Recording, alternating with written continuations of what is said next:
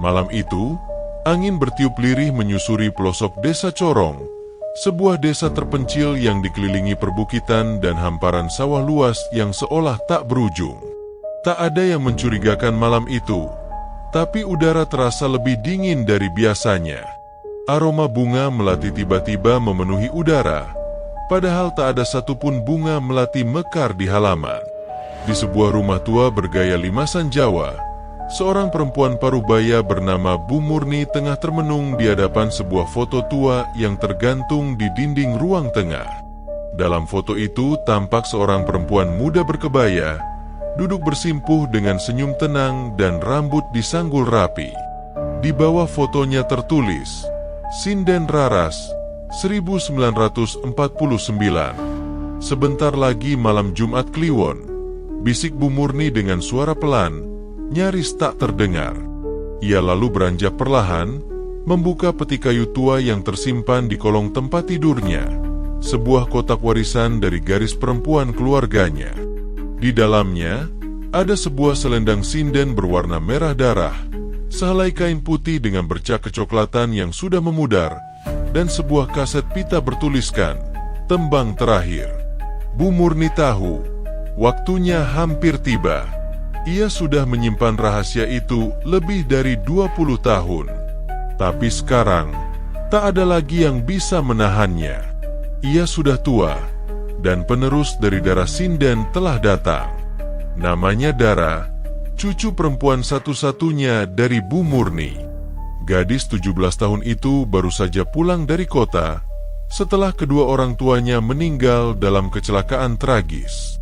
Dara belum tahu apapun tentang warisan leluhur ibunya. Ia hanya tahu bahwa suara nyanyiannya sering dikagumi orang, bahkan sejak kecil. Malam itu, saat Dara hendak tidur, ia mendengar suara gamelan dari kejauhan. Padahal tak ada acara hajatan di desa. Ia bangkit dan membuka jendela. Dari kejauhan, terlihat bayangan seperti pementasan wayang, dengan siluet sinden yang duduk bersimpuh di balik layar kelir. Tapi ketika ia mengucek matanya dan melihat lagi, semua lenyap. Hanya ada gelap dan suara jangkrik. Paginya, Dara bertanya pada neneknya, "Nek, tadi malam aku lihat bayangan pementasan, ada sindennya. Tapi rasanya aneh. Suaranya kayak memanggil." Bu Murni terdiam. Tangan tuanya meremas selendang merah yang kini sudah ia keluarkan dari peti.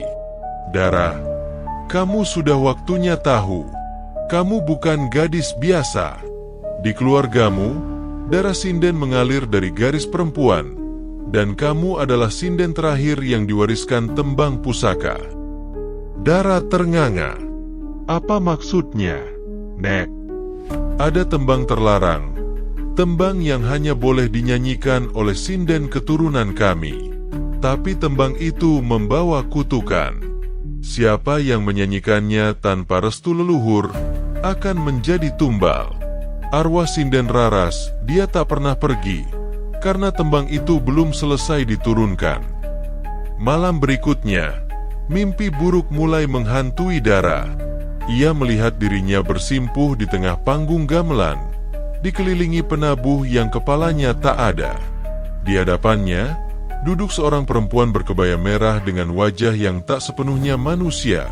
Matanya hitam legam, dan mulutnya hanya bergerak tanpa suara. Setiap malam, mimpi itu datang. Dan setiap kali bangun, Dara mendapati selendang merah itu sudah tergeletak di ujung ranjangnya, padahal ia tidak pernah menyentuhnya. Di sudut rumah, Bu Murni makin lemah. Ia tahu, arwah Raras semakin kuat, dan bila Dara menolak takdirnya, maka arwah sinden itu akan mengambil tubuh cucunya sebagai wadah baru. "Dara, malam Jumat Kliwon ini, kamu harus menyanyikan tembang itu di pendopo dusun. Kalau tidak, dia akan datang sendiri dan mengambilmu." Dara terpaku. Ia tak percaya hidupnya akan berubah hanya karena suara yang ia miliki. Tapi bayangan sinden itu semakin nyata dan suaranya, suara yang melengking mistis, semakin sering terdengar seolah berasal dari dalam dirinya sendiri. Langit desa Corong mulai diselimuti mendung gelap. Hawa dingin turun sejak sore, menyelimuti seluruh penjuru dusun. Burung-burung enggan pulang ke sarang, dan ayam kampung tak lagi berkokok. Tanda-tanda ganjil mulai bermunculan. Air di sumur tua dekat pendopo mendadak keruh seperti lumpur, dan bau anyir menyeruak seperti darah segar. Dara duduk di ruang tengah, mengenakan kebaya putih warisan almarhum ibunya. Rambutnya disanggul rapi, dan selendang merah yang sebelumnya selalu ia jauhi, kini sudah melilit di bahunya. Tatapan matanya kosong, seolah bukan dirinya lagi. Di depannya, Bu Murni duduk bersimpuh sambil membaca doa dalam bahasa Jawa kuno. Di tangannya tergenggam bunga melati dan dupa wangi. Jangan lupa, saat kamu menyanyikan tembang itu, jangan berhenti sampai selesai. Kalau berhenti di tengah, dia akan datang dan menyatu dengan tubuhmu, pesan Bu Murni dengan suara lirih. Dara mengangguk pelan, tapi suaranya tidak keluar. Ada sesuatu yang menguasai dirinya, sesuatu yang membuat tubuhnya terasa ringan dan pikirannya mengawang. Sejak sore tadi, ia mendengar lantunan gamelan dari dalam kepalanya, seperti ada pertunjukan yang terus berlangsung, tapi tanpa penonton. Saat matahari tenggelam dan malam Jumat Kliwon benar-benar tiba, Dara diantar ke pendopo dusun, bangunan kuno yang sudah lama tak dipakai. Konon, pendopo itu pernah menjadi tempat pentas wayang dan karawitan di masa lalu. Tapi setelah sinden Raras tewas misterius di sana tahun 1950, pendopo itu ditutup dan tak pernah disentuh lagi. Langkah kaki Dara terdengar berat, namun ia tetap melangkah. Warga desa yang menyaksikan hanya bisa mengintip dari balik jendela. Tak ada satupun yang berani keluar malam itu. Mereka tahu legenda tentang sinden Raras, sinden yang suaranya bisa membuat orang kerasukan, tapi juga bisa memanggil makhluk dari alam gaib. Pendopo itu kini dikelilingi lilin dan sesajen. Di tengahnya, sebuah kursi kayu tua diletakkan. Dara duduk di sana, dan suara gamelan mulai terdengar, padahal tak ada satupun penabuh.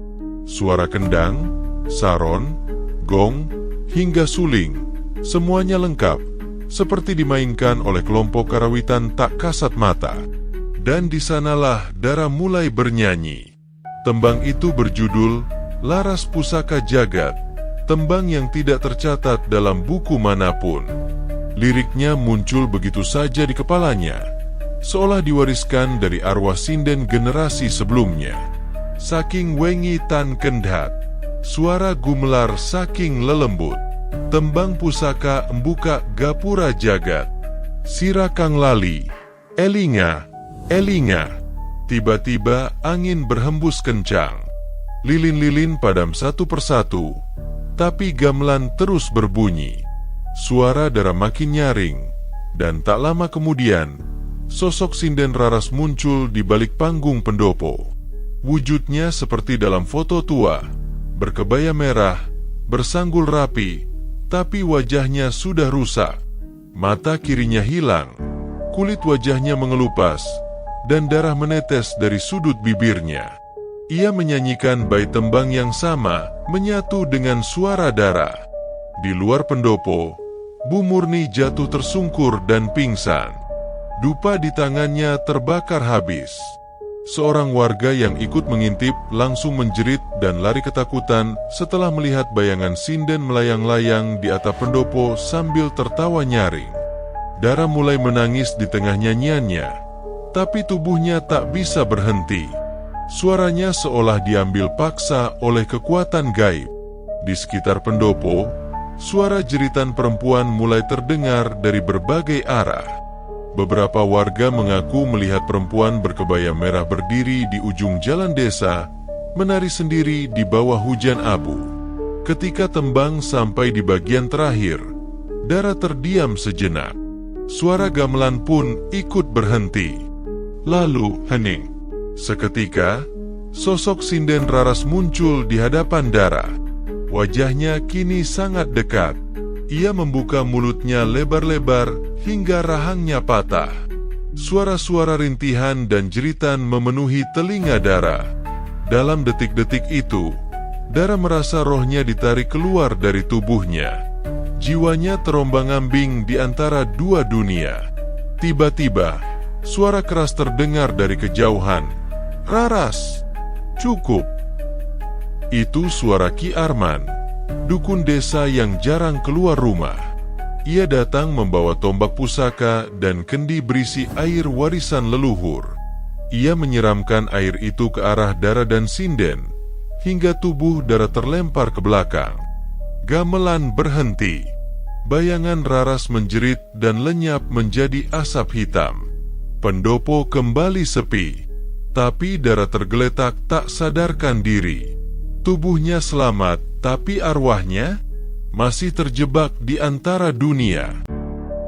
3 hari telah berlalu sejak malam Jumat Kliwon yang mencekam itu. Pendopo desa Corong kini disegel, dikelilingi garis bambu kuning dan sesajen segenggam tanah dari 7 kuburan. Tak ada satupun warga yang berani mendekat. Bahkan suara burung pun enggan terdengar di sekeliling bangunan tua itu. Hanya ada kesunyian dan bisikan lirih yang terdengar saat malam tiba. Dara masih terbaring di rumah, tepat di atas kasur warisan neneknya, Bu Murni. Matanya terbuka, tapi kosong. Ia tak bicara, tak menangis, tak bernyanyi. Hanya menatap langit-langit rumah tanpa berkedip. Kadang, tubuhnya kejang sesaat. Kadang, ia melafalkan bait-bait tembang dalam bahasa Jawa kuno yang bahkan Bu Murni tak sepenuhnya mengerti.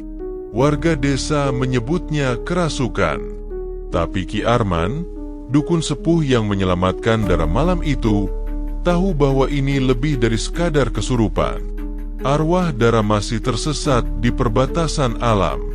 Tubuhnya kosong. Yang sekarang di dalam raganya mungkin bukan sepenuhnya Dara, ujar Ki Arman pada Bu Murni. Bu Murni menangis dalam diam. Ia merasa bersalah karena telah membuka pintu warisan terkutuk itu. Ia tahu tembang itu bukan hanya lagu, tapi mantra pemanggil gerbang alam gaib. Dan Raras, sinden terakhir sebelum Dara, pernah melanggar perjanjian dengan para leluhur. Konon, Raras pernah menggunakan tembang pusaka itu untuk menolak pinangan seorang lelaki bangsawan. Ia menyanyikan tembang itu sambil mengutuk kekuasaan, hingga malam pementasan terakhirnya berubah jadi malam berdarah. Semua penabuh gamelan mati mendadak. Raras hilang, dan hanya suaranya yang tertinggal, terus menyanyikan tembang kematian. Kini, sejarah terulang. Dan Dara adalah wadah baru. Suatu malam, Bu Murni yang tertidur di kursi rotan terbangun karena mendengar suara nyanyian. Suara itu lembut, namun memilukan. Suara Dara menyanyikan tembang yang sama seperti malam di pendopo. Ia bangkit dengan langkah gemetar, menyusuri lorong rumah menuju kamar cucunya. Namun, saat membuka pintu, Bu Murni membeku. Dara duduk bersimpuh di lantai, memegang selendang merah dan menyisir rambutnya dengan sisir kayu kuno. Tapi bukan itu yang membuat tubuh Bu Murni lemas, melainkan wajah cucunya yang kini berubah. Di cermin di depannya, yang terlihat bukan wajah Dara, melainkan wajah Raras, sinden yang telah lama mati. "Dara?" panggil Bu Murni pelan. Perempuan itu menoleh, tersenyum tipis. Tapi senyum itu bukan milik Dara. Senyum itu penuh luka, penuh dendam, dan penuh kesedihan yang belum tuntas. "Aku hanya ingin menyelesaikan tembangku, Murni," kata suara itu, lirih, namun menggema 2 lapis, seperti 2 arwah bicara bersamaan.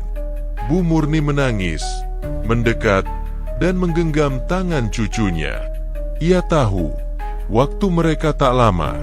Tubuh Dara bisa rusak jika roh aslinya tak segera kembali. Esoknya, Ki Arman menggelar ritual penarikan arwah. Di pelataran belakang rumah, ia mendirikan altar kecil dan membakar dupa 7 warna. Gamelan dari kaset tua diputar pelan. Dan di hadapan cermin besar, mereka memanggil roh Dara. Tubuh Dara duduk tenang, matanya menutup. Tapi saat tembang mulai terdengar, ia bergetar hebat. Tangannya mencakar lantai, kakinya menendang keras, dan suaranya mengerang sebelum berubah jadi tawa cekikikan seorang perempuan tua. "Raras tak akan pergi," teriak suara itu. "Dara telah membukakan pintunya, tubuh ini milikku sekarang." Ki Arman mulai membaca mantra pengusiran. Bu Murni menggenggam sisir kayu dan melantunkan doa. Tiba-tiba, selendang merah yang tergantung di pintu terbakar sendiri. Asap hitam keluar dari tubuh Dara. Ia berteriak keras, memanggil nama ibunya. Dan di tengah semua kekacauan itu, Dara tiba-tiba tersadar. Ia menangis histeris, tubuhnya gemetar hebat. Ki Arman menghampiri, menempelkan kendi air suci ke dadanya. Suara-suara gaib itu lenyap, dan Dara pun pingsan. Pagi harinya, Dara bangun untuk pertama kalinya dengan mata yang jernih. Namun, sejak kejadian itu, ia tak pernah mau bernyanyi lagi. Selendang merah dikubur bersama sisir kayu dan kaset tembang pusaka di sebuah peti kayu yang disegel dengan doa dan tanah dari 7 penjuru desa. Pendopo dusun resmi dibongkar dan dijadikan kebun kosong. Dan sinden Raras, arwahnya tak pernah terlihat lagi. Namun, tiap malam Jumat Kliwon, sebagian warga masih bisa mendengar suara tembang lirih dari arah sawah dekat pendopo lama. Lagu yang sama, suara yang sama, dan jika kamu terlalu dekat, mungkin kamu akan melihatnya berdiri di bawah bulan, bersanggul, berkebaya merah, dan menyanyikan tembang kematian terakhir.